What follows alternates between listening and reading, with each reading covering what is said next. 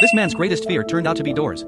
Because in his eyes, a door looked like a guillotine. To help him overcome his fear, the doctor patiently counseled him every day, telling him how wonderful the outside world was. But every time he heard this, the man would go berserk, crashing about wildly. To others, this room was dark and gloomy. But in the man's eyes, it held not only a warm bed, but also a beautiful garden, and lovely little fish.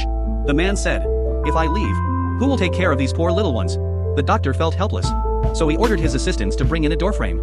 When the man saw it, he flew into a rage. The doctor hurried to calm him, then personally jumped back and forth through the frame. He told the man, "See, even if you pass through the frame, you're still inside the room." But in the man's eyes, the doorframe was still a terrifying guillotine. The doctor decided to drag him across by force. Just as he was about to succeed, the man broke free again. Seeing this method didn't work, the doctor resorted to plan B. He lay down in the man's room and said softly, "How beautiful." When the man heard this, he became excited at once, and hurried to introduce his home to the doctor.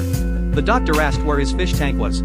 The man immediately led him to it, thinking the doctor simply wanted to know its location. But the next second, the doctor revealed his true nature, mocking that the man's room was as filthy as a pigsty. The man grew furious, and shouted for the doctor to leave at once. Instead, the doctor quickly pulled out a dagger, and without hesitation, stabbed the fish tank. Floodwaters burst forth from it, and soon the entire room was submerged.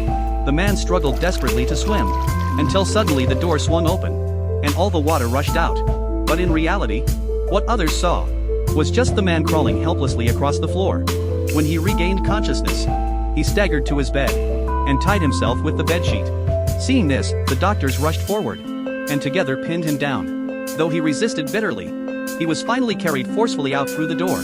And with the sound of a newborn's cry, a new life came into the world.